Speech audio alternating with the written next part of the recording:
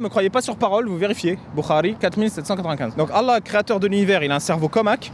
Il a autorisé les femmes à faire caca dehors et ça je trouve c'est beau. Ali Babal, bonjour. Salut Vincent, comment ça va? Ça va et toi? Très très bien. Donc là on est sur l'avenue de la Grande Armée à Paris C'est beau. et on va parler de Dieu. C'est vrai? De quel dieu? Ah lequel? C'est à toi que je demande. Moi écoute, je suis Bilal Hussein alias Ali Babal sur les réseaux. Je suis le meilleur imam laïque francophone, le MILF. et je critique l'islam. Ouais, je critique l'islam à visage découvert. Mon objectif c'est de désacraliser l'islam, de faire perdre du poids aux autorités religieuses islamiques et de leur faire perdre la crédibilité. Et de montrer aux musulmans et aux non-musulmans qu'on est en France et que c'est normal et que c'est ok et que c'est acceptable de quitter l'islam et de vivre une vie normale. Et donc pour ça tu as écrit un bouquin qui s'appelle Incroyable Islam, qui est en fait un livre écrit au second degré, faut le dire. Ah, c'est difficile à dire, mais c'est premier degré. Je trouve que personnellement que c'est le meilleur livre pour comprendre l'islam pour un amateur. Ouais. Et que tu sois musulman ou pas musulman. Donc c'est un livre satirique qui singe un peu les autorités religieuses. Finalement, très souvent je dis, entre mon livre et un discours dans une mosquée, il n'y a pas une grande différence. Et donc ce que je fais, c'est que j'ai rassemblé toutes les connaissances ridicules que j'avais sur l'islam. Je suis ex-musulman, j'ai été musulman pendant 25 ans de ma vie. Et j'essaye de les transmettre aux musulmans et aux non-musulmans qui veulent en savoir plus sur cette religion. Parce que ce que j'ai remarqué, c'est que quand tu es musulman, tu sais rien. Tu lis rien, tu apprends rien. On t'encourage pas à lire le Coran, par exemple. Non, tu vas à la mosquée, voilà. donc. Tu vas à la mosquée. L'imam, quand même, je suppose qu'il cite des passages du Coran. Il y a Voilà, quand même une démarche quand même, non Mais il dissimule beaucoup, c'est-à-dire qu'il va te citer ce qui est utile, ce qui te fait plaisir, et tu vas recevoir l'islam finalement de transmission orale de ta famille, de tes parents. Mais dans les textes, c'est une toute autre histoire, et ces textes, c'est justement toute la violence et la méchanceté qui gangrènent aujourd'hui les pays à majorité musulmane, comme la Syrie d'où je viens, l'Égypte, l'Arabie Saoudite. Et c'est ça que j'essaye de révéler à tous nos compatriotes, qu'ils soient musulmans ou pas, pour qu'ils commencent à réaliser qu'il y a une arnaque sous-jacente. En gros, tu dis, vous ne connaissez pas l'islam. Oui et non, c'est-à-dire que très souvent en tant que musulman, même quand on est victime d'une loi islamique barbare, on va déresponsabiliser finalement l'islam et les autorités religieuses. Je peux donner un exemple très concret, par exemple, tu vas perdre des droits. Par exemple, une femme musulmane n'a pas le droit de se marier à un non-musulman. Pourtant, ici en France, une femme musulmane peut se marier à qui elle veut. Oui. Donc c'est un retrait de droit.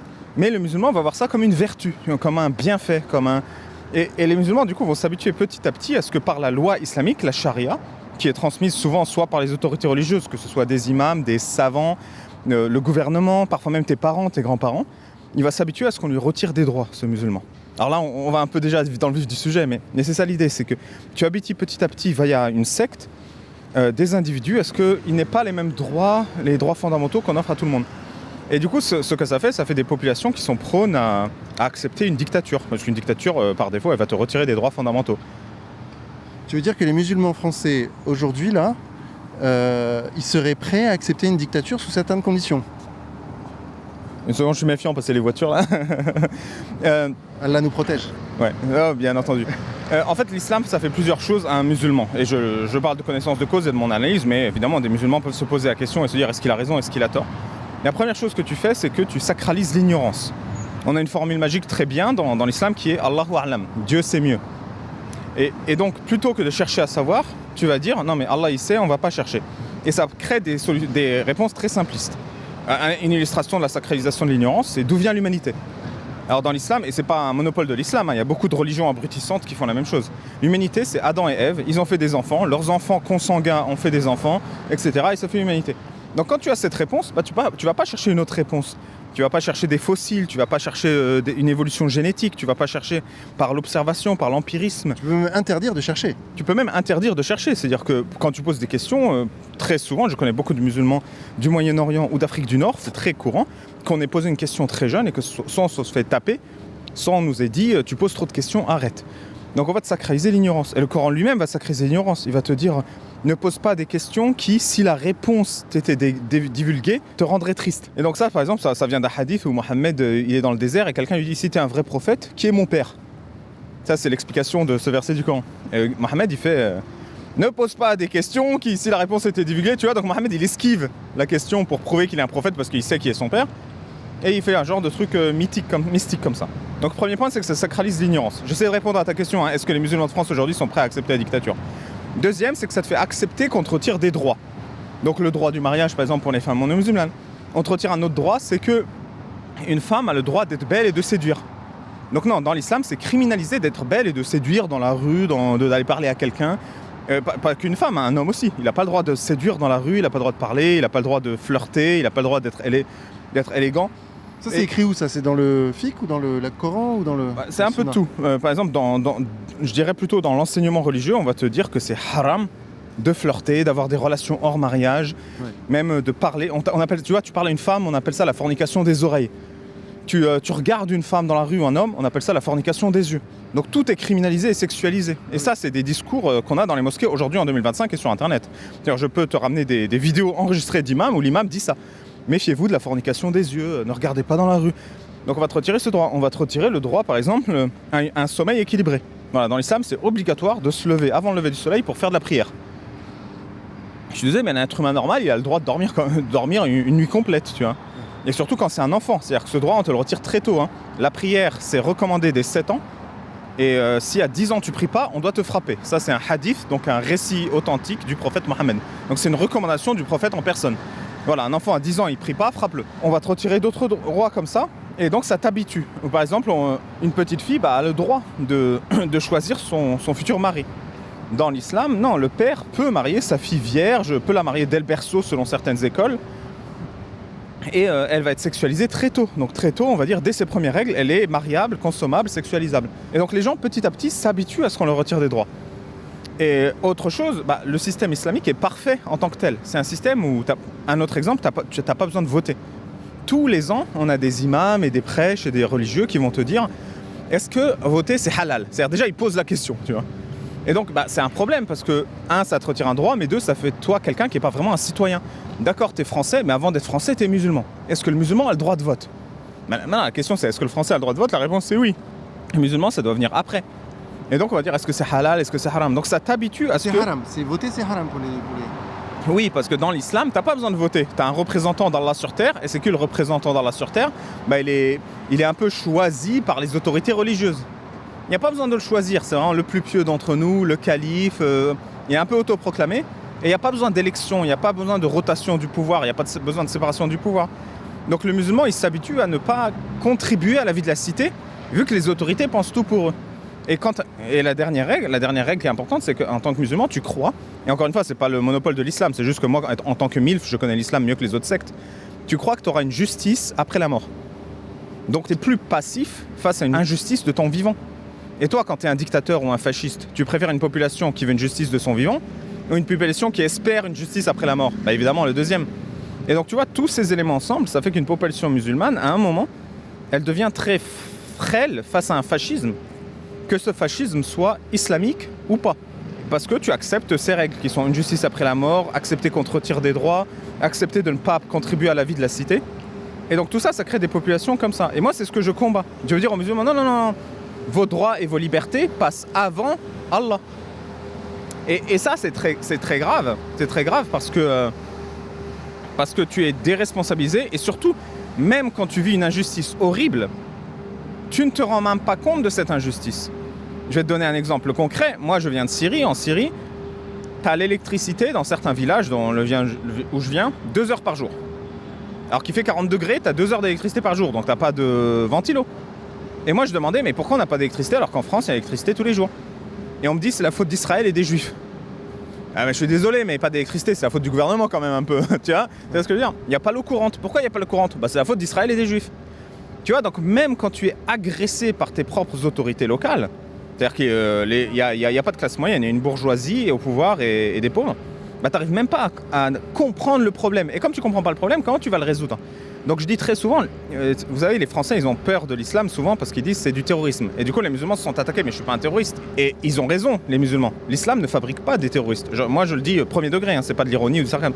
L'islam fabrique des individus qui, petit à petit, sont passifs face à la violence, incluant le terrorisme, mais aussi la dictature. C'est pour ça que les 53, 57 pays musulmans à travers le monde, à majorité musulmane, sont des dictatures sanguinaires et violentes, où il y a de l'injustice, où les droits et les libertés des individus ne sont pas respectés. Parce que les populations ne sont pas des populations terroristes, ce sont des populations de gens soumis, qui sont soumis. D'ailleurs, islam veut dire soumission, non, je crois. Alors oui, islam, ça vient du mot arabe istislam, qui signifie la soumission. Donc c'est la soumission à qui ? C'est la soumission à Allah. Ouais. Sauf qu'Allah, il n'intervient jamais sur Terre. Hein.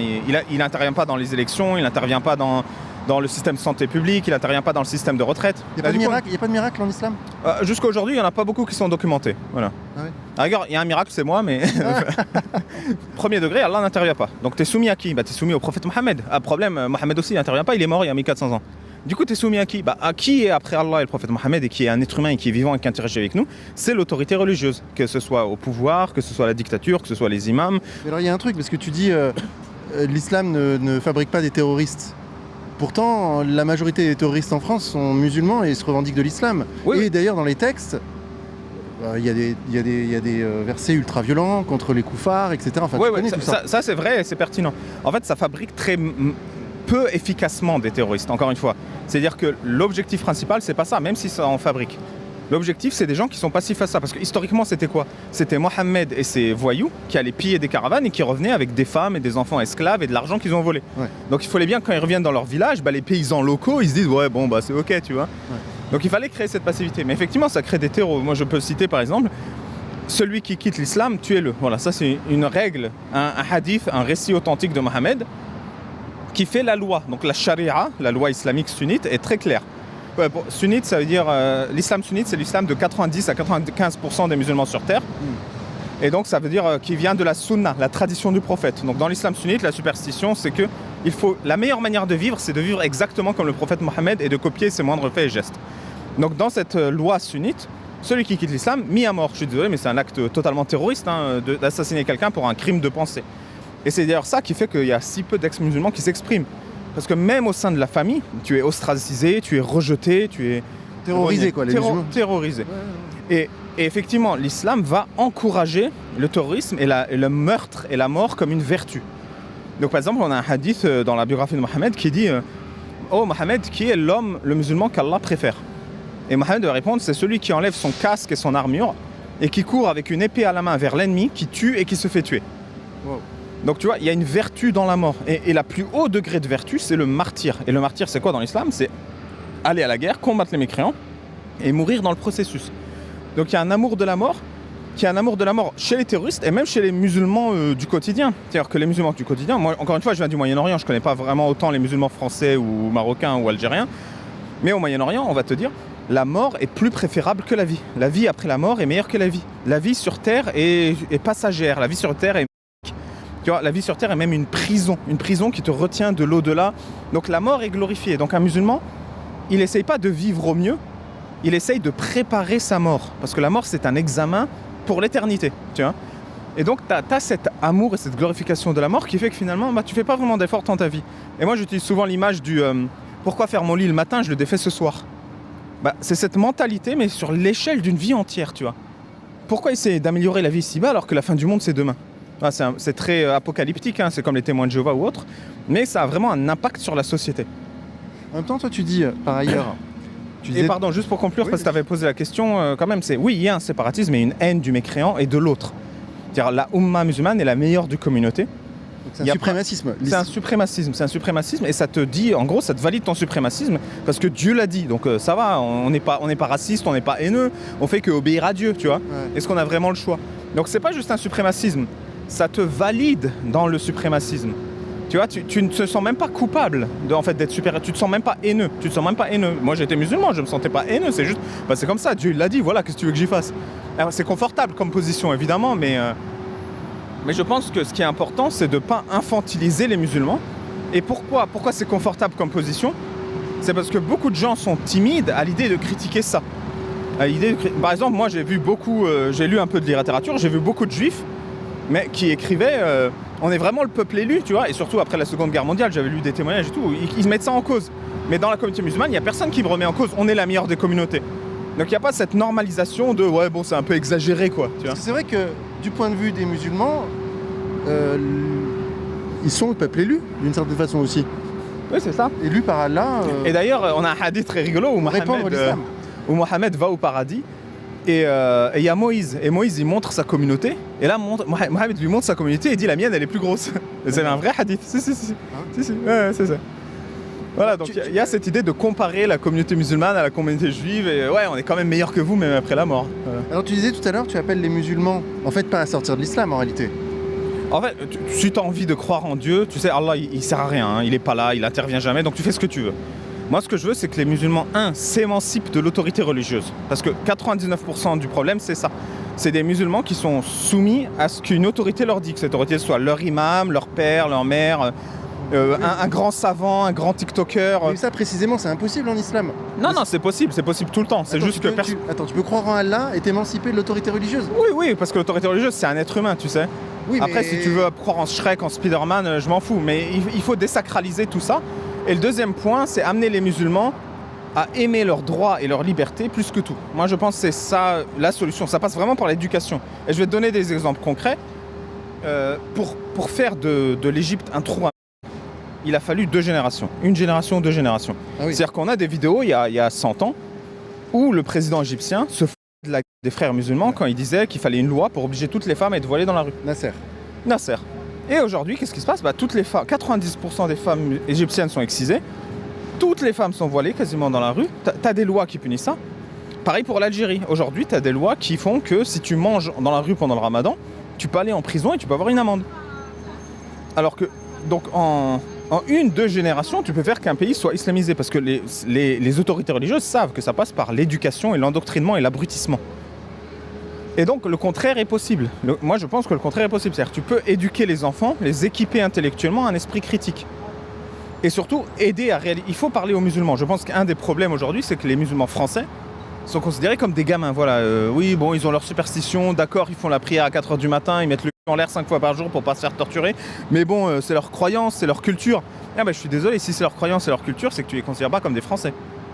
Donc moi je veux que ces gens-là, il y a quelqu'un qui a un contre-discours et qui leur dise, écoutez les gars, vous êtes français, vous habitez en France, il y a des règles, il y a des droits et des libertés, ces droits et libertés, vous en jouissez. Il y a une culture française. Oui, et vous en jouissez, c'est-à-dire que ces droits et ces libertés, vous savez que vous les avez pas au pays. Mes parents, ils savent qu'en France, il n'y a pas de sécurité sociale en Syrie, il n'y en a jamais eu. Même notre famille, on les amène en France pour se faire soigner, parce qu'on sait que la France soigne, tu vois. Et donc, si vous n'arrivez pas à réaliser ça, à l'intégrer, et donc il faut leur parler comme des adultes. Parce que tu sais, quand tu leur parles comme des enfants, tu dis non mais on va pas critiquer l'islam, ça risque de les vexer ou de les blesser. Ouais mais je suis désolé, mais les musulmans c'est des adultes comme les autres et c'est des Français comme les autres. Donc tu leur parles comme des adultes. Et un adulte, tu lui offres une critique. Tu lui dis voilà ce qui va pas, voilà les mécaniques qui vont pas, et voilà comment on peut les améliorer. Oui, mais le problème c'est qu'il y a un effet de cliquet. C'est-à-dire que quand tu es dans l'islam, tu t'interdis la critique. Donc toi ce que tu dis, c'est pas entendable. Non, c'est pas vrai. Toi, comment t'as fait toi pour en sortir ? C'est pas vrai que tu t'interdis la critique. C'est que même les gens qui sont pas musulmans s'interdisent la critique. Pour 2 raisons. La première, c'est que tu veux pas vexer, tu es un peu paternaliste, colonialiste.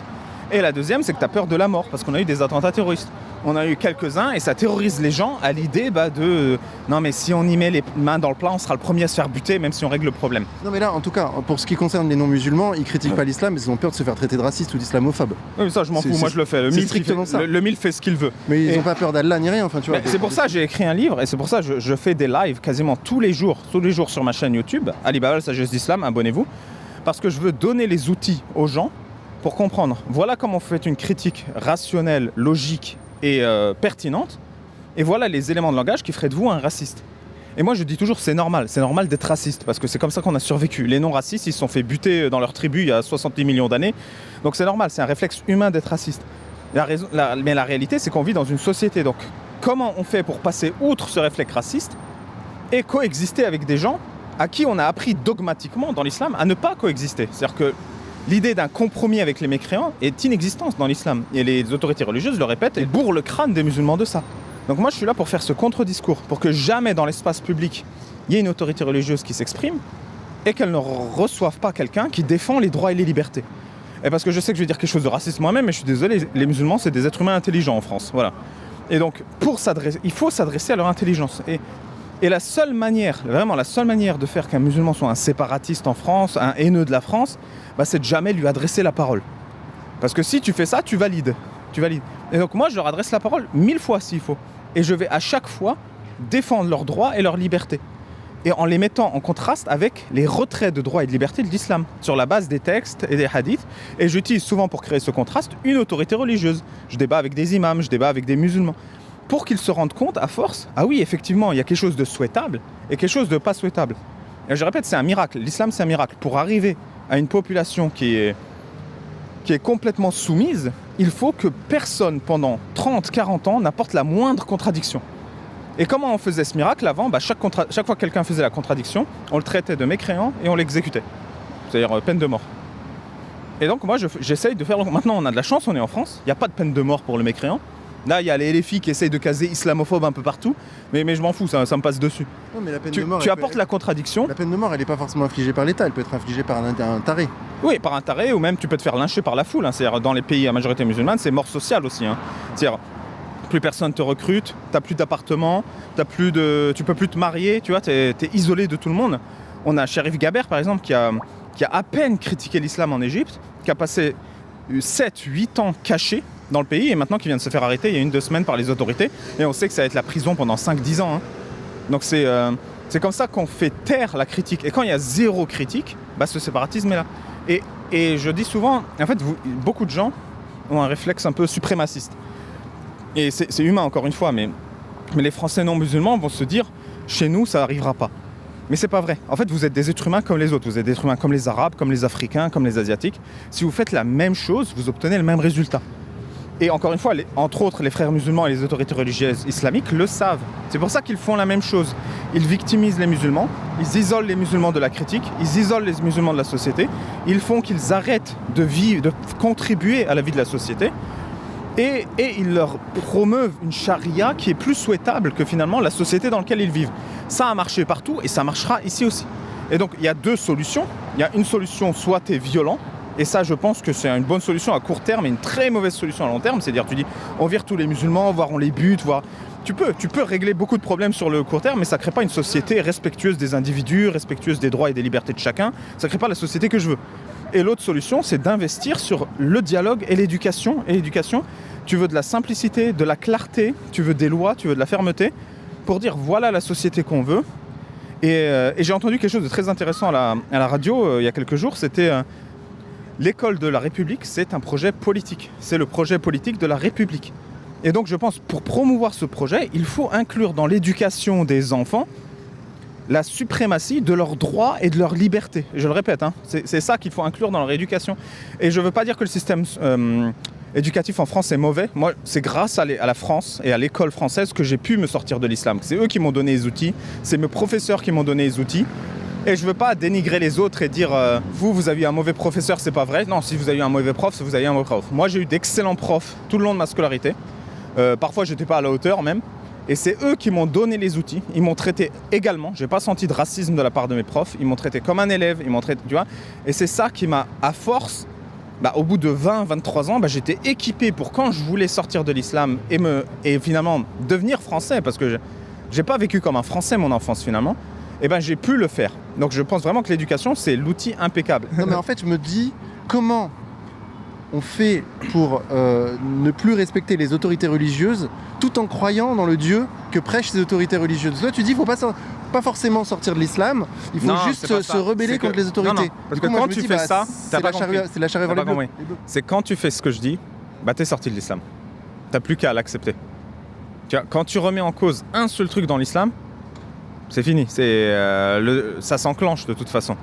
Parce que un des principes de l'islam, c'est parfait. Donc dès que le musulman s'admet qu'il y a une imperfection, l'engrenage est déclenché. Un des principes de l'islam, c'est qu'il n'y a rien à changer. Donc dès que le musulman se dit il y a un truc à changer, il y a ça. Et puis le doute, c'est le doute. Le doute. Et le deuxième, c'est la peur.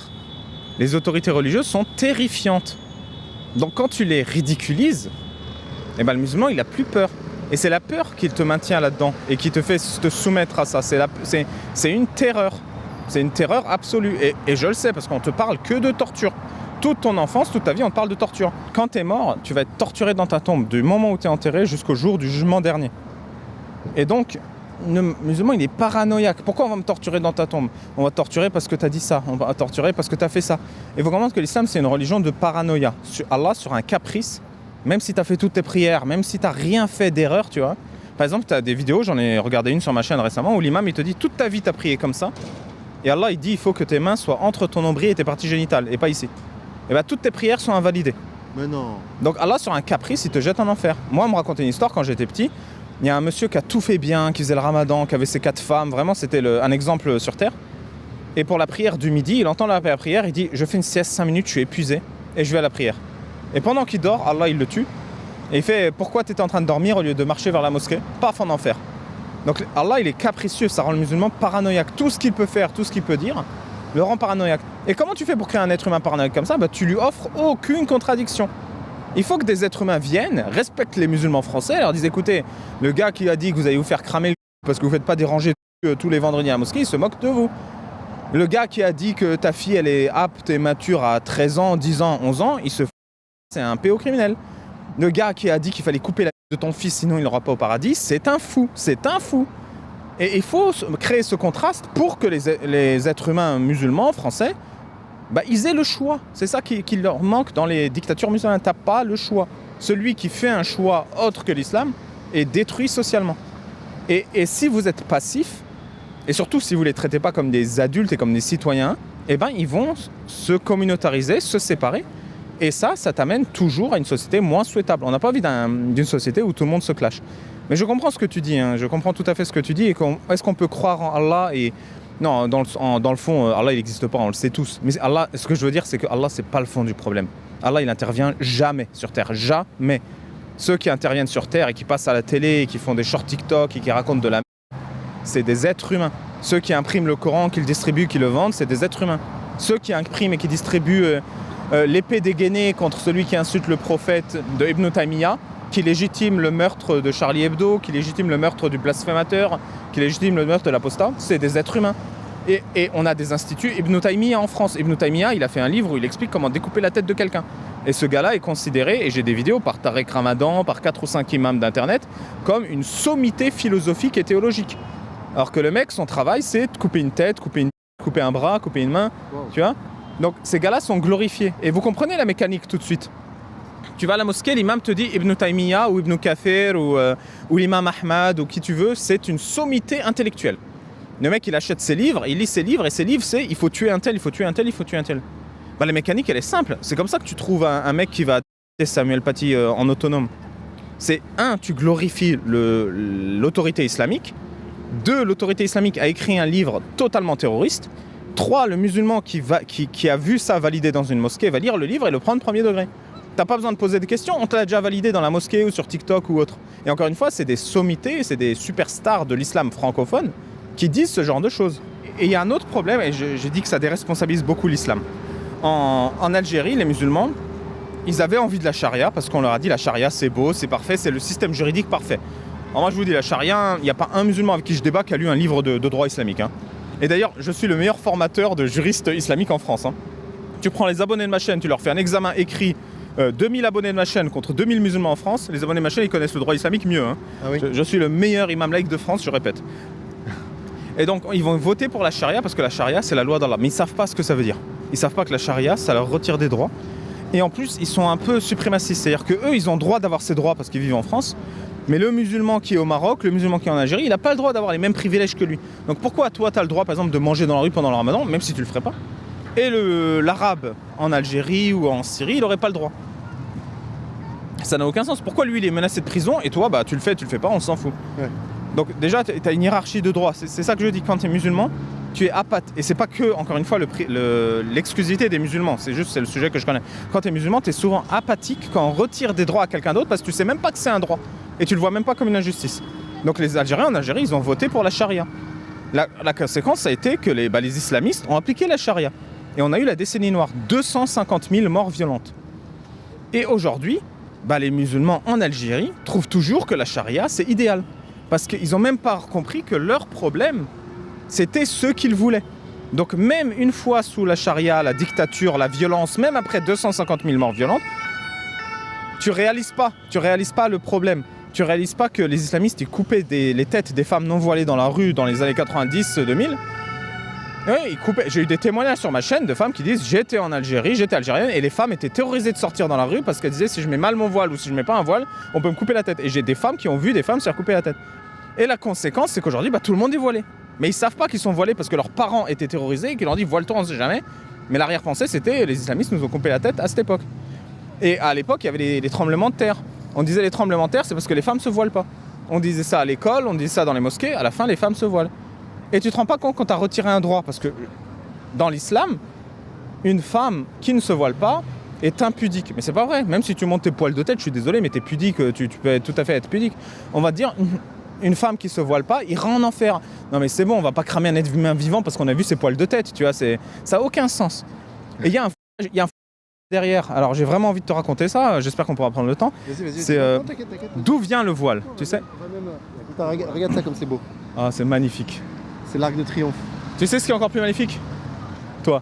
Ah, bon, c'est gentil, je le prends bien. Mais je sais que c'est du second degré.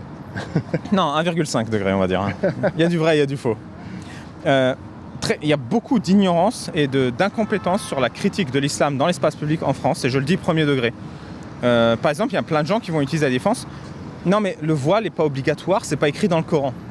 Et ça, c'est une défense pour te dire, t'es un mécréant, t'y connais rien, ferme ta gueule. La réalité, c'est que le Coran, dans l'islam sunnite, encore une fois que 95% des musulmans sur Terre pratiquent, c'est le Coran et la Sunna. Le Coran ne vaut rien. 99% de la pratique de l'islam sunnite, c'est la Sunna, la tradition prophétique. Comment on fait le ramadan? C'est pas écrit dans le Coran. Est-ce que ça veut dire que le ramadan n'est pas obligatoire? Non. Comment on fait la prière? C'est pas écrit dans le Coran. Est-ce que ça veut dire que la prière n'est pas obligatoire? Non. Et donc, comment on se voile? Est-ce que c'est écrit dans le Coran? Un peu, oui. Mais est-ce que ça veut dire que le voile est obligatoire dans l'islam sunnite? Oui. Et d'où vient le voile? Donc, dans le Coran, et c'est mon prochain livre, Incroyable Islam, c'est le premier, le prochain, c'est Incroyable Coran. Je vais vous donner le contexte de révélation pour chaque verset du Coran. Comme ça, vous ne pourrez plus dire on ne sait pas, ou c'est les savants, c'est mal traduit, c'est quoi. Non, je vais prendre les textes des savants et je vais vous dire ce que les plus grands intellectuels de l'islam ont dit pourquoi tel verset du Coran a été révélé. Et donc, il y a le verset du voile. Alors, pourquoi les femmes musulmanes se voilent? Toi, tu as une idée ou pas? Oui, c'est une histoire de caca, ouais, je me souviens. Comment tu sais? Ouais, je l'ai lu. Non, mais ce qui est important, je veux que toutes les femmes voilées de la terre le sachent, parce que c'est premier degré. Le voile, c'est du... Donc vous allez dans le hadith Bukhari authentique 6240. Donc hadith, c'est un récit. Bukhari, B-U-K-H-A-R-I, c'est le nom du mec. Ils sont la sunna. Sahih authentique, S-A-H-I-H, 6240. Donc vous avez Omar, qui est un compagnon du prophète. Pas sympa, lui. Il était très misogyne. Hein. Il a deux phrases préférées. La première, il dit tout le temps, une fois sur deux, est-ce que je dois lui couper la tête au prophète? Et la deuxième phrase, c'est si ça ne tenait qu'à moi, les femmes seraient enfermées dans leur tente toute la journée. Et donc Omar, il harcelait. Donc le hadith Bukhari 6240, il dit quoi? Omar disait au prophète Mohammed, voile tes femmes. Le prophète refusait. Saouda, qui était une femme du prophète, était sortie faire ses besoins le soir dans un endroit appelé Al-Manasi. Omar l'a vu et a dit, je t'ai reconnu au Saouda. Omar dit, j'ai dit cela car je voulais donner une bonne raison à Allah de descendre les versets du voile. Donc littéralement, le voile, à la base, c'est le caprice d'un homme qui voulait qu'Allah se motive à descendre les versets du voile. Là, il y a un truc que je comprends pas. Ouais. Il voit une femme du prophète sortir de sa tente pour aller faire caca, on est d'accord? Caca. Et lui, il la reconnaît. Quel est le problème qu'il la reconnaisse? Bah en gros, c'est, tu sais, t'es devant les toilettes des filles et tu dis, ça va, tu veux faire quoi? Bah là maintenant, elle est un peu, c'est qui ce charlot là? Qu'est-ce qu'il me veut? Ouais. Donc, et alors? Bah elle a plus envie de faire caca et voir le prophète, il m'a dit ça. Et du coup, bah là, t'as le choix en fait. Quand t'es Allah, t'as le choix. Tu peux dire, désormais, on mettra de la sécurité devant les toilettes des femmes pour que personne les harcèle. Ou on pourrait dire, désormais, Allah punira celui qui harcèle les femmes qui vont faire caca. Il a harcelé la meuf pour que Allah dise, il faut maintenant... Bah pour qu'Allah légifère. Oui, mais attends... Et Allah, qu'est-ce qu'il a décidé? Il a décidé, bah, pour que les femmes se fassent plus harceler, elles vont cacher leurs cheveux. Donc c'est là que le verset du voile est descendu. Et du coup, maintenant, c'est une autorisation de harceler les femmes pas voilées. Voilà. Je comprends pas ce que ça change qu'elles soient voilées en fait. Ben rien. L'histoire, elle est nulle. La justification, il n'y a pas de raison. Cette histoire, c'est un test d'abrutissement. C'est juste pour qu'on les reconnaisse, qu'on les différencie des femmes non voilées, enfin des non Voilà, musulmanes. les femmes qu'on peut harceler. Parce qu'une femme voilée appartient à un musulman. Si tu la harcèles, tu t'attaques un musulman. Allah aurait pu dire, vous mettez un pins pour qu'on vous reconnaisse.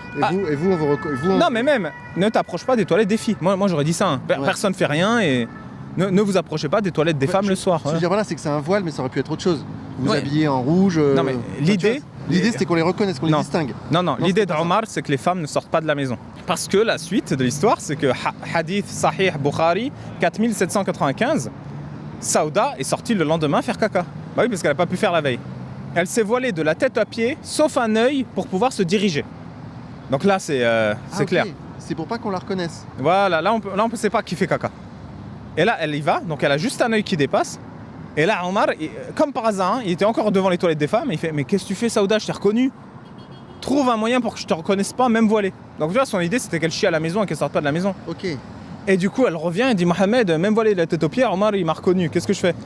Et là, Mohamed dit « Allah vient de me faire une révélation. » Je répète, hein, c'est le hadith Bukhari 4795. « Allah vient de me faire une révélation. Les femmes ont le droit de faire caca dehors. » Me croyez pas sur parole, vous vérifiez. Bukhari 4795. Voilà. Donc Allah, créateur de l'univers, il a un cerveau comme Ak. Il a autorisé les femmes à faire caca dehors et ça, je trouve c'est beau. Mais elles doivent être voilées. Et donc ça, tu vois, c'est vraiment ridicule comme histoire. Tu vois, vraiment Allah ridicule. octroie des droits aussi. Il est bien. Il est sympa. Non, c'est vraiment ridicule, mais encore une fois, c'est un test d'abrutissement. Quand tu as la moitié de toute la population, des femmes qui se voilent, pour cette raison, tu sais qu'ils ne remettront plus jamais en cause l'autorité. On te dit, voile-toi pour faire caca, tu te voiles pour faire caca, c'est bon. On te dit, coupe la de ton gosse, tu coupes la de ton boss. On dit, fais déranger le vendredi, tu fais déranger le vendredi. Quand tu as ça, tu valides en tant qu'autorité que le mec, il n'a plus de cerveau. Il n'utilise plus son cerveau. Il demande pas pourquoi, il demande pas comment, il fait pas comme toi. Toi, la première chose, tu m'as dit, mais pourquoi ils mettent pas un pins, tu vois pas la logique dans le truc. Ouais. Et c'est ça. L'idée, c'est l'autorité te dit un truc, tu cherches pas la logique. Et ça, c'est un test de validation, ces textes. Et du coup, moi, je pose la question aux musulmanes qui nous écoutent, voilées. Vraiment, à elles, je m'adresse directement, et aux musulmans qui ont des sœurs, des femmes, des enfants, des parents voilés. Est-ce que vous vous sentez respectés avec des histoires comme ça? Et c'est les histoires de votre religion, de l'islam sunnite. C'est-à-dire que le hadith de Bukhari, c'est le deuxième livre le plus sacré et le plus étudié dans l'islam sunnite après le Coran. T'as le Coran, t'as Bukhari. Donc c'est la vie du prophète. C'est la vie du prophète. Ça te dit littéralement comment il vivait et comment le copier. Ça te dit comment il se torchait avec 3 cailloux. Ça te dit comment il achetait et vendait des êtres humains. Et dans le tas, ça te dit pourquoi une femme doit se voiler. Et un musulman, il devrait se poser cette question. Et c'est ça que je dis. Les autorités religieuses maintiennent les musulmans dans l'ignorance et l'abrutissement. Genre le voile, c'est un exemple typique. C'est un mafieux qui avait un caprice, il faut qu'on voile les femmes. Ouais. Il a tellement cassé les couilles. Mohamed, vas-y. Il voulait même qu'elles sortent plus. Et du coup, Mohamed dit non, là il a dit elles sortent faire caca, c'est bon, elles vont pas aller dans ma maison. Et mais pourquoi Omar avait-il cette influence sur... Je pense qu'il était amoureux. Non, mais c'est pas possible autrement. Il détestait toutes les femmes du prophète, c'est sûr qu'il était amoureux. Amoureux du prophète. Ouais, ça c'est ma théorie personnelle. Oui, mais pourquoi le prophète se laissait influencer par Omar? Parce que c'était ses bras armés. C'était eux qui décapitaient pour lui, qui volaient pour lui, qui assassinaient pour lui. L'homme de main, quoi. Non, c'était un de ces hommes de main. Ouais. C'est-à-dire qu'il était entouré d'hommes de main violents. Par exemple, on a Khalid Ben el-Walid, qui est célèbre parce qu'il a coupé la tête d'un mécréant, qu'il l'a cuite et qu'il l'a mangé. Quand Mohammed conquiert la Mecque, il jure que personne ne mourra. Et d'ailleurs, ça c'est vraiment une mythologie islamique que tous les musulmans disent. Mohammed a conquis la Mecque paisiblement. Alors il rentrait avec une armée gigantesque, donc il n'a rencontré aucune résistance, donc c'était paisible. Mais il a promis que personne ne mourrait. Et Khalid Ben el-Walid a tué, d'après la biographie de Mohammed, selon Ibn Kathir, 70 personnes. Donc il a donné l'ordre à ses hommes de main de tuer personne, ils ont quand même tué 70 mecs. Ah oui. Et donc Mohammed, tu te dis, il va le punir. Mohammed il a dit, Allah soit témoin que c'est pas moi qui a ordonné ça. Donc c'est littéralement ça, il se dédouane, et Khalid, il a buté des mecs. Donc tu vois, ces barbares, ils sont jamais punis, ils ont champ libre et c'est pour ça qu'ils le respectaient pas. Parce qu'ils disaient ouais, toi tu prends ta part du butin, nous on s'en fout, on prend notre part et tu fais ton délire avec Allah. Tu vois, c'était vraiment... Mohammed les légitimait en tant qu'autorité, il s'occupait des affaires de la cité et eux ils prenaient le pognon et les esclaves. Donc c'est une bande de pillards en fait. Oui, c'est une bande de pillards, c'est-à-dire que la Sira de Mohammed, c'est une centaine d'épisodes où ils vont à la cueillette aux esclaves, tu vois. Et toujours ça dit, ils sont allés se battre contre tels ennemis, ils sont venus, ils étaient en train de sortir leurs chèvres. Ils les ont tués, ont volé les chèvres et les femmes. Ouais, c'est pas des ennemis, t'as volé des paysans, quoi. Et c'est tout le temps comme ça, tu vois. Ils vont tout le temps à la cueillette, il n'y a aucune résistance, il n'y a aucun mort. Et ils s'en mettent plein les poches. À un moment, il faut te rendre compte, les mecs, c'est juste du vol. Et d'ailleurs, on a par exemple dans l'islam l'interdiction, qui est pré-islamique, de une femme mariée quand tu vas piller une tribu voisine. C'était genre une règle du désert. Et du coup, Allah il descend un verset du Coran. Vous sont interdites les femmes mariées, sauf celles que vous capturez en toute légalité. Donc tu vas à la guerre, tu butes un mec, tu prends sa femme, tu peux te la taper, même s'il était marié. Ou tu le butes même pas, hein, tu le prends en esclave, le gars. Et ben, le fait de réduire une femme en esclavage rompt son contrat de mariage et donc elle t'appartient. Wow. Et par exemple, tu as un compagnon du prophète qui a dit « Elle était tellement belle qu'une fois que je l'ai capturée, je l'ai embrassée immédiatement. » Et ça, c'est utilisé dans la jurisprudence pour dire « Oui, une fois que tu as capturé une femme, tu as le droit de faire le coït immédiatement. » On a par exemple le hadith Bukhari, excusez-moi, j'ai plus le numéro. Je pense que c'est 3920 de tête, mais vous tapez coït interrompu, vous allez trouver. Où Mohammed va faire une razzia avec ses hommes. Et ces hommes, ils capturent des femmes. Et donc le hadith, il dit « Le célibat nous peinait et les femmes nous manquaient. » Et du coup, nous avons souhaité pratiquer le coït interrompu avec les esclaves. Donc le coït interrompu, c'est la plus vieille méthode de contraception au monde. Tu vas rentrer dans madame, et avant de finir, tu sors et tu fais dehors. Oui, évidemment. Ça marche dans 75% des cas, c'est ultra inefficace. Hein. Et du coup, ils se sont dit « Attends, comment on va faire ça que le prophète est avec nous ?» Donc là, en lisant ça, tu dis « Ah, ils vont demander au prophète si c'est finalement moral de une femme avec coït interrompu alors que tu viens de buter son mari et que tu vas la revendre en esclavage après. » Et donc, dans un des hadiths, ils expliquent on hésitait parce qu'on s'est dit une femme enceinte vaut moins d'argent. Et donc, il va voir le prophète, et le prophète, il dit non, quand vous ces femmes, vous finissez dedans. Parce qu'il ne faut pas empêcher une âme que Allah a prévu de naître. Et de là, tu as le droit islamique qui dit que quand tu es une esclave, tu es obligé de finir dedans et de la mettre enceinte si possible. Alors, ça n'a aucun sens. Moi, franchement, je suis messager de Dieu, mais les mecs, ils viennent, ils me disent ça, les captives, nanana. Je fais non. Tu vas te pougner derrière un rocher et tu laisses madame tranquille, tu vois. Et Mohammed, il dit, mets-les enceinte, c'est obligé. Alors, tu vois la bêtise du truc, c'est un mépris total de la femme déjà, mais aussi de celle qui n'est pas de ta tribu, de ton groupe. Là, la réponse, elle est toute simple. C'est de dire, oui, mais c'était l'époque qui voulait ça. Il faut contextualiser le Coran. Non, franchement. Maintenant, c'est plus ça. Si Mohammed était un pillard, j'aurais dit l'époque veut ça. Mais Mohammed a la prétention d'être un homme parfait qui montre un exemple. C'est le meilleur des hommes. C'est le meilleur des hommes. Et donc quand tu montres l'exemple, l'exemple c'est va te pougner derrière un rocher et laisse madame tranquille. Et ça c'est valable de tout temps. Hein. Y a pas genre oui mais à l'époque les femmes étaient plus prônes à être elles aimaient ça. Non, c'est pas comme ça que ça marche. Ça c'est le premier point. Le deuxième point, c'est que rien n'a changé aujourd'hui. Il n'y a personne qui va dire aujourd'hui Mohammed a tort. Il n'y a aucun musulman qui va le dire. Si tu dis pas aujourd'hui il a tort, si tu dis pas les paroles de Mohammed ne sont pas pertinentes aujourd'hui, rien n'a changé. Techniquement. Et c'est ça que je fais dans mes débats. Les mecs ils me disent non mais ça a changé. Donc on est d'accord qu'aujourd'hui la parole du prophète Mohammed n'est pas pertinente sur ce point. Le mec il dit si. Donc rien n'a changé. C'est pareil pour le mariage des petites filles, là c'est vraiment le cas le plus extrême. Ouais. C'est que le prophète s'est marié avec Aïcha qui avait 6 ans et il a consommé le mariage à 9 ans. Encore une fois, si c'est l'époque, écoute, c'est les pervers de l'époque. Le problème c'est que c'est exemplaire et que on le veuille ou pas, c'est écrit dans le droit islamique. Ouais. Et donc non, un exemple ce serait de ne pas le faire parce qu'aujourd'hui c'est pas pertinent. Et c'est ça que je veux dire. Il y a des pays où ça se fait ça. Oui, il y a des pays où ça se fait et c'est toléré. Hein. Et c'est toléré. Et même des pays qui ont des lois contre, des lois gouvernementales, mais avec des exceptions pour le permettre. Exemple, l'Irak, là, qui se sont battus pour avoir le mariage à 9 ans. La Somalie, tu as vu le drama récemment, il y a un mois, où ils voulaient interdire le mariage des petites filles de 9 ans. Et il y a des imams qui ont pleuré à la télé, ils se sont battus. Et genre 24 heures après, la loi n'est pas passée. On peut toujours marier des enfants. Il y a l'Algérie, par exemple, où dans le droit, le mariage est à partir de 18 ans, mais le juge peut donner des exceptions si les deux familles sont d'accord, ou si elle est enceinte, ou s'ils sont mariés de l'entente. Donc tu vois, le délire, c'est que la pédocriminalité est interdite, sauf si tu l'as mise enceinte. Et du coup, là, on dit, on va vous marier, c'est mieux. Ça n'a aucun sens. Ça n'a aucun sens. Et ça, c'est des exceptions juridiques. Et il y a des associations même en Algérie qui se battent contre ça, par exemple. Donc, en fait, le truc, c'est que c'est interdit pour faire bonne image devant les mécréants. C'est comme l'esclavage. T'as l'impression que ça a été interdit en Arabie Saoudite, mais pas du tout. Ils ont toujours des esclaves, c'est juste qu'ils les appellent plus esclaves parce que comme ça, les gens ils pleurnichent plus. Mais dans les faits, ils se réservent le droit d'acheter et de vendre des êtres humains parce que c'est... Encore maintenant là en Arabie Saoudite ? Oui, bien sûr. Tu as des règles, par exemple dans le Coran, où Allah va dire « Bienheureux sont les croyants qui font la salat, qui payent la zakat, l'aumône bénévole obligatoire, et qui préservent leur sexe de tout rapport, donc qui sont chastes sexuellement, sauf avec leurs femmes et les esclaves qu'ils possèdent. » Alors là, tu demandes aux musulmans, c'est quoi ça les esclaves qu'ils possèdent ? Il fait non, mais c'est les employés. Donc tu peux faire l'amour avec tes femmes et ta secrétaire et ta femme de ménage. Et là, il bug, tu vois. Bah oui, parce que si tu fais une différence, c'est que ta femme, elle a un statut différent du deuxième truc. Le deuxième truc, c'est tes esclaves. Ou tu as un autre hadith, par exemple, qui va encourager à la consanguinité. Alors là, il va dire aux prophètes, te sont permises de faire l'amour, tes femmes les esclaves que tu possèdes légalement, tes cousines, il dit tous les types de cousines, hein, de l'oncle paternel, de la tante maternelle, Ah ouais. les femmes qui voyagent avec toi et les femmes qui font don de leur corps à toi. Et là, moi je débatte très souvent sur ce sujet avec des musulmans, mais pourquoi Allah est ignorant du risque de consanguinité quand tu te maries avec ta cousine et que tu fais l'amour avec elle et que tu peux faire des enfants avec elle?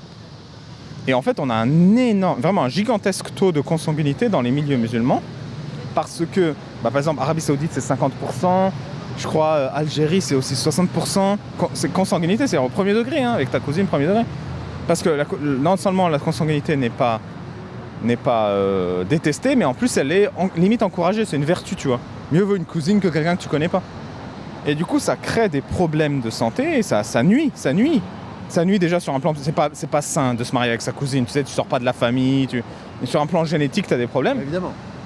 Et ça, c'est une preuve flagrante de l'ignorance d'Allah. Allah est complètement ignorant. C'est-à-dire, il pourrait dire, mariez-vous avec quelqu'un qui n'est pas de la famille, et vraiment, s'il n'y a pas le choix, la cousine, tu vois. Il pourrait tourner le truc, au moins, genre, si t'as pas le choix. Non, mais là, il le met vraiment comme une vertu, comme un truc pas problématique. Et t'as vraiment le privilège du prophète qui couche avec qui il veut. Et il faut savoir que le prophète Mohammed, contrairement aux autres musulmans, Allah est témoin de son mariage, et acte le mariage, et l'ange Gabriel également. Donc Mohammed, il peut se marier sans témoin, sans contrat et sans dot. En gros, il peut coucher comme toi et moi avec qui il veut. Donc Mohammed est extrêmement privilégié dans cette religion et ça montre que c'est un gourou parce qu'il a des privilèges sexuels. Il a des privilèges monétaires aussi puisqu'il récupère 20% de tout butin. Donc 1/5 du butin pour Allah et son messager. D'accord, mais Allah, encore une fois, il n'intervient pas sur terre. Donc c'est 20% pour son messager. Et peu de musulmans le savent parce que très peu de musulmans lisent leurs ouvrages. Et c'est pour ça que moi je fais ça, je vous mets l'ouvrage à l'écran sur ma chaîne YouTube, je le lis, on rigole ensemble parce que c'est complètement débile, hein. C'est pas du tout viable comme système. Mais au moins on a des preuves, vous voyez, et j'invite les musulmans, j'arrête pas de dire, les musulmans, je suis le meilleur imam laïque de France, c'est pas pour rien. Musulmans, lisez le Coran, lisez-le, je te jure, je débat tout le temps avec des musulmans, et ils me disent le Coran est un livre parfait, je dis vas-y, cite-moi un verset, une phrase quoi, ils savent pas. Parce qu'eux-mêmes l'ont pas lu, parce qu'ils disent pas qu'il est parfait parce qu'ils ont constaté qu'il est parfait. Ils disent qu'il est parfait parce que dire le contraire, c'est une mort sociale. Ouais. On leur a dit à la mosquée c'est parfait, leurs parents ont dit c'est parfait, ils réfléchissent pas. Mais la base d'un livre déjà c'est d'être lu au moins une fois dans sa vie. En plus c'est la parole de Dieu, je veux dire, faut la lire frérot. C'est pas la parole de Jokodo, moi tu me dis c'est la parole de Dieu, je lis direct. Celui qui a créé l'univers, il y a sûrement un truc à dire. Ouais. Et la parole de Dieu c'est quoi? Le première sourate du Coran c'est Allah il s'embrouille avec Abu Jahl. Il dit vas-y nique-toi Abu Jahl. Et la deuxième sourate c'est Allah il s'embrouille avec Abu Lahab, périsse tes mains Abu Lahab. Et la troisième sourate il s'embrouille comme ça. À chaque sourate il s'embrouille avec un être humain du désert d'Arabie qui a sûrement jamais existé en plus. Et tu sais Abu Jahl c'est-à-dire le père stupide. Alors que même Allah il donne des petits surnoms, tu vois, je sais pas, c'est comme si Allah il parlait à Macron, il faisait Micron, le roi de la Micronie, tu vois. Donc Abu Jahl c'est vraiment, c'est nul, c'est un surnom de CP, d'école primaire, tu vois, quand tu t'embrouilles avec quelqu'un. Ah ouais, je savais pas ça, tu vois. Genre, tu vois, moi je pense, Allah il s'embrouille avec Macron, il dirait Monsieur le Président Macron, vous êtes pitoyable, tu vois, un truc comme ça. Il dirait pas Micron. Moi j'ai jamais compris pourquoi Dieu, créateur de l'univers, sachant qu'il y a à peu près 500 milliards de soleils dans notre galaxie, à peu près 500 milliards de galaxies ou plus, pourquoi il s'embrouillerait, pourquoi il parlerait de nous en fait? Ouais, c'est ça, pourquoi il parlerait de nous? C'est le premier truc. Non mais genre à la rigueur, il a pas d'autres trucs à faire. Et Mohammed c'est son être humain préféré. Hein. C'est-à-dire, le mec il a un être humain préféré, c'est un truc de ouf. Le gars il a créé des étoiles, il a créé le soleil. Non mais lui je l'aime bien quand même. Hein. Non, mais... Et les autres là par contre je vais les cramer. Le mec il s'embrouille avec des gars du désert. Enfin bon. En même temps il y a un truc dont il faut qu'on parle. C'est pourquoi, et c'est un truc qui surprend beaucoup les Français je dirais de souche, c'est pourquoi les musulmans ne condamnent-ils pas massivement les attentats terroristes, tu vois? Ouais, il y a plusieurs raisons. Parce que là, ils ont le choix, ils pourraient le faire. Qu'est-ce qui les en empêche? Il y a plusieurs raisons. La première, comme je te l'ai dit, c'est que c'est une vertu. Mourir en martyr est une vertu. Et comme le musulman ne peut pas, c'est difficile pour lui de décider par lui-même, parce que je te dis, on te déresponsabilise. Il peut pas, il a du mal à se décider. Attends, est-ce que c'est un martyr ou est-ce que c'est pas un bon musulman? Ça c'est le premier point. Et je te le dis premier degré, même moi je pouvais pas le dire, tu vois. Quand il y avait le 11 septembre, j'étais musulman. Quand il y a eu Bataclan, j'étais musulman. Tu peux pas. Attends, il a bien fait ou il a mal fait? Surtout quand tu connais la règle. Ouais. Ça c'est le premier point. Deuxième point, c'est que prendre position publiquement et te tromper, ça va te ramener les foutes de la communauté, même si t'as raison. Troisième point. Comment ça te tromper et t'as raison? Genre tu vas dire ouais c'est un trou du ou quoi. Et les autres. C'est juste et pendant ce temps, c'est pas bien de tuer des gens, des innocents. Ouais mais Allah il dit qu'il faut. Donc on va te dire ouais tu condamnes, mais Allah il a dit. Et donc, c'est mieux de te taire, au moins, personne ne peut rien te reprocher, tu vois. Ouais. Parce que tu as une pression sociale et tu as des autorités qui viennent, tu as des mecs un peu influents, des frères du quartier qui vont te dire t'aurais dû fermer ta gueule. Et toi, bon, bah, si j'avais fermé ma gueule, on m'aurait pas et j'ai pas envie qu'on m'en tu vois. Troisième point, c'est que comme tu es déresponsabilisé, tu vas pas chercher la source du problème. Et c'est terrifiant. Dans l'islam, ce qui est un truc qui est terrifiant, c'est avoir une baisse de foi. C'est quand tu commences à avoir des doutes, tu as des douleurs au cœur, tu as des mal à la tête. Et du coup, tu dis, si je prends un jugement sur cet héros, je vais devoir me poser des questions sur ma religion. Et si je me pose des questions sur ma religion, j'aurai une baisse de foi. Et donc la position confortable, c'est de ne pas me poser des questions pour être sûr de rien remettre en cause et de ne pas avoir cette baisse de foi qui est un genre de dépression qui peut durer un jour à 14 jours, tu vois, ou plus longtemps, voire des mois parfois. Et du coup, tu as ça. Quatrième point, c'est qu'on a embrigadé les musulmans dans une position victimaire. C'est à la fois leur responsabilité et à la fois ils sont victimes. J'arrête pas de mélanger les deux. Tu es à la fois responsable parce que tu es un adulte, mais tu es à la fois victime d'un système qui marche sur tous les êtres humains. C'est le système d'endoctrinement. Et donc on va te dire, ils se plaignent et ils veulent que tu condamnes les terreaux parce qu'ils pensent que tu es un terreau. Mais toi, tu n'es pas un terreau. Alors ces gens-là, ils sont racistes, ils sont islamophobes. La France est un pays qui vous hait. Donc ça, c'est un truc qu'instrumentalisent les autorités, pas nécessairement religieuses, par exemple le LFI le fait, pour victimiser les musulmans et mieux les utiliser et les embrigader. Mais la réalité, c'est que quand tu les traites comme un adulte, tu leur dis « Voilà pourquoi ce mec a fait un truc terreau, voilà comment il a agi, est-ce que tu comprends les erreurs ?» Et un musulman adulte, il devrait dire « Voilà comment ça fabrique un terreau et voilà comment on va éviter à l'avenir. » Oui, mais c'est pas ça qui se dit. C'est pas ça qui se dit. Je t'explique pourquoi c'est pas ça qui se dit. Je t'ai dit, il y a la victimisation, il y a l'endoctrinement, il y a la déresponsabilisation, il y a le fait qu'Allah le met comme vertu. C'est ces 4 trucs que je viens de t'expliquer. C'est pour ça qu'ils le disent pas. Tu m'as demandé pourquoi ils le disent pas. Je t'explique pourquoi ils le disent pas. Et donc comment combattre ça? C'est faire l'inverse de ça. C'est arrêter de les victimiser, les traiter comme des adultes, donc leur offrir une critique claire, logique, où ils peuvent pas se victimiser, ils peuvent pas dire tu m'attends. Bilal, à un moment donné, c'est la responsabilité des gens. On peut pas tout faire pour eux non plus. À un moment donné, t'as un mec qui fusille des types, des jeunes gens dans une salle de concert. J'ai pas besoin des autres pour me dire quoi penser, tu vois. Bah écoute, j'ai pas de solution là. Bah ouais, mais je sais pas, moi là franchement, ça me révolte limite. Bah tu sais quoi, on va inverser. C'est quoi ta solution? Bah je sais pas. Non, j'en ai pas. Mais moi juste, ça me révolte. Non mais à quel moment je vais être plus clair. Peut-être ça va moins te révolter. Je pense que beaucoup de musulmans ne prennent pas position contre ces terreaux, pas parce que c'est un avis spontané, mais parce que c'est le résultat de 20 ans d'endoctrinement, 30 ans d'endoctrinement. Donc toi, ce que tu constates comme un résultat spontané qu'il faut changer du tac au tac, c'est 40 ans de ne pas avoir parlé aux musulmans et de leur avoir offert une critique. C'est ça qui fait que le moment où il y en a que terreau, tu as un silence. Et c'est pour ça qu'il faut faire le contraire. Et ça va prendre aussi 10 ans, 20 ans, 30 ans. C'est un travail d'éducation. Parce que là, on a fait un travail de non-éducation. On a ignoré les musulmans par peur de blesser leurs sentiments. Et donc, on leur a pas offert une critique. On l'a pas dit. Moi, je veux qu'à la télé, on puisse dire quand Mohamed dit le préféré d'Allah, c'est celui qui meurt en combattant l'ennemi. Bah, Mohamed est un trou du cul et il se trompe. Et les musulmans, ils vont se poser la question est-ce que c'est vrai ou est-ce que c'est faux? Est-ce que mourir en tuant et en étant tué, c'est une vertu ou pas? Tu vois, ça, cette question, personne n'a amené cette question. Et du coup, ils ont passé 40 ans de leur vie avec une seule perspective, c'est mourir en tant que martyr, c'est bien. Et maintenant, toi, tu viens et tu pleurniches. Mais pourquoi ils voient un mec mourir en martyr et ils se plaignent pas? Bah oui, parce qu'ils ont entendu qu'une perspective, c'est que c'est bien. Ils ont été enfermés dans un monde où il n'y a aucune perspective, aucune critique. Et donc, c'est pour ça que je dis droit. C'est un droit d'entendre une critique de des idées, surtout quand elles sont débiles et nuisibles. Et les imams, ils ont dit... Donc, tu as une population musulmane en France, des Français musulmans. Pendant 40 ans, il y a un imam qui leur a dit « Mourir en martyr, c'est bien ». Et toi, tu as fermé ta... Et à la fin, tu te demandes pourquoi ils prennent pas position contre les terreaux. Bah oui, parce qu'il n'y avait qu'une seule perspective dans toute leur vie et c'était défendu comme une vertu. Et du coup, c'est normal. Et je dis c'est normal parce que l'islam, c'est pas la seule secte sur Terre. Tu prends, je crois que ça s'appelle la Famille, qui est une secte à Paris. Et bah, c'est pas des musulmans, c'est pas des arabes. C'est des franco-français depuis des générations. Et ben, ils ont des idées tout aussi débiles et même dangereuses. Tu prends les témoins de Jéhovah, tu prends les Raliens, tu prends la secte du soleil, là où ils sont... Tu vois, tu prends les juifs, tu prends ce que tu veux.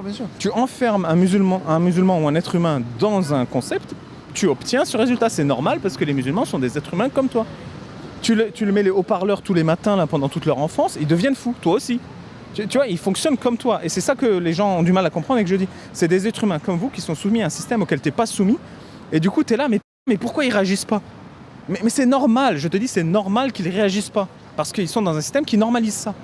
Et toi, tu dois briser ce système et ça implique de l'investissement, du temps, des risques. Et c'est pour ça que je fais ça et je te remercie du fond du cœur de me donner cette parole. Voilà, donc si tu es enfermé dans un monde où le Coran est parfait et le Coran dit que c'est bien de tuer les mécréants et le Coran dit que c'est bien d'être ennemi des mécréants et qu'on sera toujours musulman et jamais français, et bien à la fin, tu es toujours musulman et tu n'es jamais français et tu aimes tuer des mécréants et du coup, tu dois amener cette parole contraire. Et encore une fois, je te l'ai dit au début, il y a deux manières de le faire, soit par la violence, soit par l'éducation. Et moi, je veux pas d'une société où on amène ça par la violence, parce que ça ouvre une autre porte, c'est la porte du fascisme. Et c'est une porte qui va très bien. Les fascistes et les autoritaires, ils utilisent ça. Et c'est pour ça que je te dis même, il faut parler de droits et de libertés et les définir clairement. Parce qu'une fois que tu retires des droits et des libertés, même si c'est pas islamiquement, les fascistes viennent s'installer. Et c'est pour ça qu'il ne faut pas être trop réactionnaire, il faut pondérer. Ça dépend, parce que regarde, du point de vue des Français de souche, ils voient arriver une idéologie qui est fasciste, l'islam. Oui. Bah eux, ils se disent, tu vois, ok, éduquer, d'accord, mais à un moment donné, il faut lutter contre, tu vois. Il faut réagir, c'est l'essence du vote Rassemblement National. Il y a 2 points. Moi, je connais pas le Rassemblement National, je lirai leur programme sur ma chaîne YouTube pour te faire plaisir. Et je me ferai une opinion publique. Mais il y a 2 points. Le premier, c'est que la question, elle n'est pas là. La question, elle est, est-ce que tu as des Français chez nous ou pas? Et la réponse, c'est oui. Est-ce que c'est des êtres humains? La réponse, c'est oui. Est-ce qu'ils sont tout aussi intégrés et assimilés et amoureux de leur patrie que les autres? Bah moi, mon constat, c'est non. Et tu dis, il faut éduquer, mais moi, j'ai jamais vu cette éducation. Je suis désolé, la raison pour laquelle je dis ça, c'est parce que je l'ai jamais vu, cette éducation. Une éducation qui est faite pour avoir de l'esprit critique contre le fascisme islamique et contre les totalitarismes en général, elle n'est pas assez forte. Je te le dis vraiment. Mais toi, t'as dit que toi-même, à l'école, ça t'avait désendoctriné. Oui, mais c'est exceptionnel. C'est exceptionnel. Ce n'est pas normalisé. Parce que l'islam fait aussi un très bon travail d'éducation inverse. Donc l'éducation, elle doit s'adapter. Ça, c'est le premier point. Et le deuxième point, c'est pas parce que je dis ça qu'il ne faut pas faire des règles ou des lois. Par exemple, je trouve extrêmement courageux de la part de la France d'avoir interdit le voile intégral. Et d'ailleurs, on le reproche à la France, alors qu'il y a plein de pays à majorité musulmane qui l'ont interdit aussi. Je trouve que c'est très courageux que la France s'attaque au problème, j'espère déjà, de circoncision et de mutilation génitale. Mais bon, ça, on va me dire, ouais, mais les juifs, ils veulent pas, je m'en bats les tout le monde a le droit d'avoir un zizi. Qu'elle s'attaque au problème du jeûne sec, qu'elle s'attaque au problème du voile des petites filles, qu'elle s'attaque au problème des mariages forcés. Voilà, c'est très responsable de sa part. Il y a une partie législative qui montre qu'on est sérieux, clair et ferme. Et il y a une partie éducative, parce que je veux, dans 20 ans, je ne veux pas une société réactionnaire. Je veux une société d'individus civilisés et éduqués. C'est ça que je veux, sincèrement pour moi-même. C'est que tous les Français soient éduqués, amoureux de leurs droits et de leurs libertés. Je veux pas une société où tu as des individus infantilisés, réprimés ou réprimants. Parce que ça ouvre la porte à un fascisme, même si ce fascisme n'est pas islamique. Et je le dis sincèrement, c'est premier degré. C'est-à-dire que c'est même ce qu'on observe dans les pays à majorité musulmane. Les fascismes dans les pays à majorité musulmane ne sont pas nécessairement islamiques. Ne sont pas nécessairement islamiques. C'est pas des musulmans qui étaient en Syrie.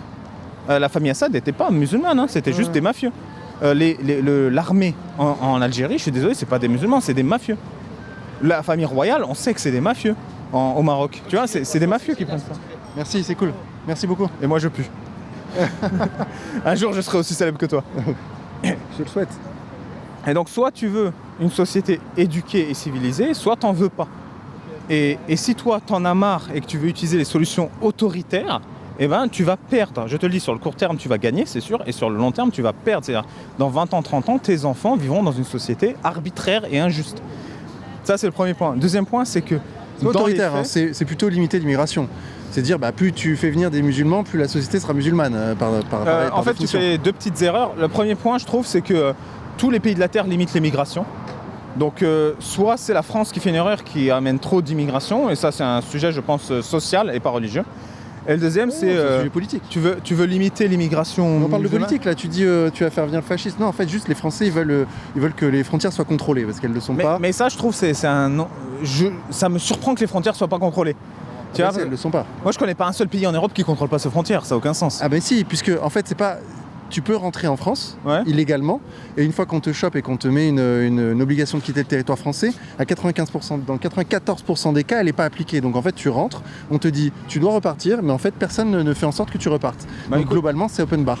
Écoute, premier degré, je connais pas le sujet, mais si tu me dis ça, c'est un dysfonctionnement grave. Ah oui, oui, bah oui, Je peux pas te dire le contraire. De ce que tu me dis, bah oui, si t'as pas les moyens de virer un mec chez toi, après où tu vas le mettre, tu vois, parce que... Extrêmement rare, parce qu'il faut que le pays duquel il vient, il faut qu'il accepte de reprendre son ressortissant.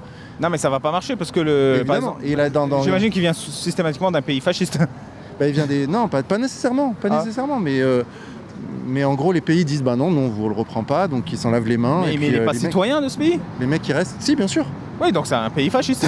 C'est un pays de trou du cul. Qu'est-ce que tu veux que je te dise? C'est quel gouvernement? Tu me parles du gouvernement algérien, c'est Non, des trous du cul. Il n'y a pas que le gouvernement algérien, mais oui, entre autres. Oui, bah c'est des trous du cul, le gouvernement algérien, ça je sais. Ils refusent de reprendre les ressortissants qui ont commis des délits en France, qui sont illégalement en France et qui... Tu vois, donc en fait, il y a un ras-le-bol. C'est pas une question de fascisme ou pas, c'est juste les Français, en fait, pour beaucoup, hein, on aura Après, ça, je sais pas comment ça se règle, ça. Je t'avoue, premier degré, je sais pas, mais effectivement, si t'as affaire à un gouvernement mafieux, bah qu'est-ce que tu fais? Bah, j'ai pas la réponse, hein, j'ai pas réfléchi à ça. Mais oui, je trouve que c'est un dysfonctionnement grave, c'est comme tu me le décris, c'est clair. Mais après, c'est pas ça, hein, le problème de l'islam en France, c'est pas les OQTF, j'imagine, hein, parce que Non, pas ça. t'as des millions de musulmans en France, et t'as des millions de musulmans qui sont partie du problème que je décris, volontairement ou involontairement, et qui sont pas des OQTF. C'est même des gens très bien intégrés, hein, c'est des médecins, des ingénieurs, des éboueurs, des ce que tu veux. Mais le problème, enfin, si tu veux, l'islam est lié à l'immigration en France. Il y a 50 ans, il n'y avait pas d'islam en France, tu vois, enfin pas à ce point-là. Bah, dans les Donc, faits, ouais, c'est complètement lié à l'immigration. Oui. Dans les faits, encore une fois, je ne sais pas comment on contrôle les frontières et l'immigration, c'est vraiment un sujet. Moi, je suis content qu'il y ait de l'immigration, je suis venu en France. Mais après, comme je te dis, je pense qu'avoir ma chance, c'est une exception. Mais je pense que déjà, c'est difficile de dire à quelqu'un est-ce que vous êtes musulman ou pas quand il rentre à la frontière. Ça fait, je pense que c'est un peu contre. Ça se devine par sa nationalité. Le mec, il vient d'Algérie ou il vient d'Inde. Ouais, mais je t'ai expliqué il y a 10 minutes que t'as pas envie, tu vois. J'ai pas envie, moi, que parce que je viens de tel pays, tu me dises c'était telle religion. Parce que c'est pas une religion. C'est quoi ça? Bah, ouais, bah. Ça, c'est le premier point. Le deuxième point, c'est que je pense qu'il est important, c'est pas qu'il soit musulman ou pas, c'est est-ce qu'il met les droits et les libertés des individus au-dessus d'Allah et du Coran. Et évidemment, pour toi, ça veut dire la même chose, mais pour moi, c'est important. Parce que tu dis, oui, respecter le pays vaut plus que ma religion. Parce que, encore une fois, ce qu'on t'enseigne dans l'islam, c'est l'inverse. Il faut tout écraser pour appliquer ce que Allah et Mohammed veulent. Tu vois, c'est ça. Tout, c'est une priorité. Et les imams, même dans les mosquées, ils te font ce discours contradictoire. Et c'est là où et je te jure, toi, tu vois le problème à l'envers. Tu prends toutes les mosquées de France et tous les imams font ce prêche, tu n'as plus de problème. Tu n'as plus besoin de contrôler l'immigration. C'est juste un message qui est martelé dans les cerveaux. Mais après, j'envisage totalement de me tromper et que tu as raison. Sincèrement. Hein. Mais j'ai quand même de bonnes convictions sur ce que je dis, mais j'envisage quand même que je me trompe. Voilà. Mais j'espère que ça donne des réponses à ce que tu dis. Hein. Oui. Parce que toi aussi, tes interrogations sont légitimes. Hein. Je veux dire, hein, le premier réflexe de quelqu'un, c'est de penser comme ça. Bah évidemment. Mais est-ce que c'est sain, est-ce que c'est utile, est-ce que c'est naturel? Ça, je pourrais pas. Bah, c'est la norme en tout cas. Moi, je sais pas, j'ai pas fait de stats. Ouais, si, les pays contrôlent leurs frontières. Enfin, je veux dire. Oui, ça j'en doute. Je veux dire, je vois pas un pays sur Terre qui le fait pas. Hein. Il n'y a pas un pays aux frontières ouvertes aussi. Bah, la France. Après, les autres. Bah, ouais, non, si, l'Angleterre, le truc, tu vois. L'Angleterre, il y a eu une forte immigration, bon, eux, c'est le Pakistan, etc. Mais il y a eu une forte immigration, résultat, maintenant, ils ont des maires qui sont musulmans, etc. Bah, tu vois, non, mais tu peux pas séparer la question de l'islam et la question de l'immigration. Plus t'importes des gens qui sont musulmans, plus la société devient musulmane. Oui, c'est logique, là, c'est carré, tu vois. C'est même pas une question de racisme, ni rien. C'est statistique, mais je connais pas le sujet. Donc, je sais pas combien de musulmans on importe, je sais pas pourquoi on les apporte, je sais pas qui veut les importer, donc je peux pas te répondre. C'est vrai, hein, c'est premier degré, je sais pas. Si je savais, je te répondrais. Et donc pour conclure, dis-moi, qu'est-ce qu'on peut... Bah 3 choses déjà. Merci du fond du cœur de me donner la parole et de permettre à ton audience d'entendre mon discours, même si peut-être il est différent du tien. Hein, c'est pas... Mais merci, hein, tu m'as pas bridé, tu m'as laissé dire ce que j'avais à dire, tu m'as posé des questions sur les sujets que je voulais aborder. Donc vraiment, sincèrement, je pense que c'est très mature et citoyen de ta part. Voilà, et je suis reconnaissant personnellement. Merci. Ça, c'est le premier point. Deuxième point, c'est que je pense que l'islam est nuisible à l'humanité tout entière. Mais je parle d'islam sunnite pour être précis, mais c'est vraiment l'islam est une nuisance. Et la preuve que c'est une nuisance, c'est que partout où il s'implémente, les gens souffrent. Même les musulmans souffrent. Les musulmans souffrent de l'islam dans les pays musulmans et parfois ils s'en rendent même pas compte, ils le réalisent pas, ils l'acceptent pas. Je reprends l'exemple de l'Algérie, 250 000 morts violentes et aucun musulman ne critique l'islam. Ils vont dire que c'est la faute des islamistes, ils vont dire oui mais l'islam c'est quelque chose qui est pratiqué par des êtres humains. Donc il y a une conséquence et je pense que cette prise de conscience elle doit être globale. Tu me dis ouais mais si on apporte des musulmans en masse, est-ce qu'on a un problème? Bah oui mais moi je veux plus d'islam en France, non je veux plus d'islam sur terre.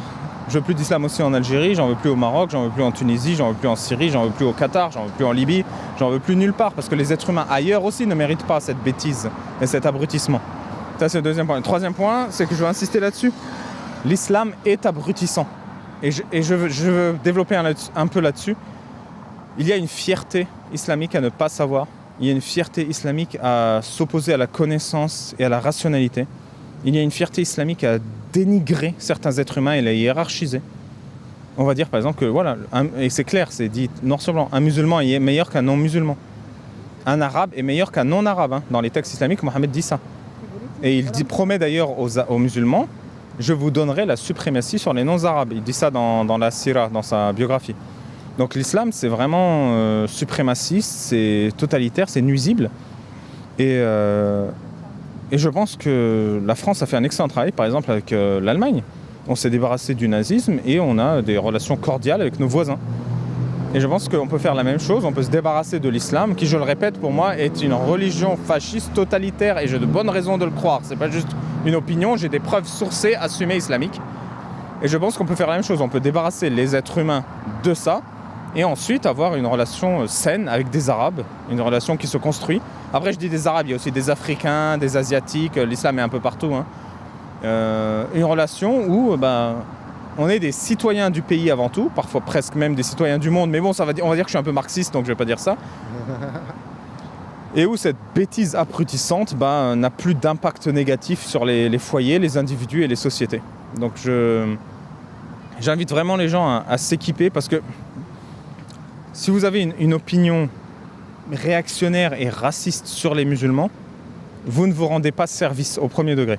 Si vous avez une opinion rationnelle, logique, respectueuse de l'intelligence des individus, des droits et des libertés de chacun, je pense que vous vous rendrez service, mais c'est un travail sur le long terme, et c'est pas un travail qui a une garantie d'aboutir.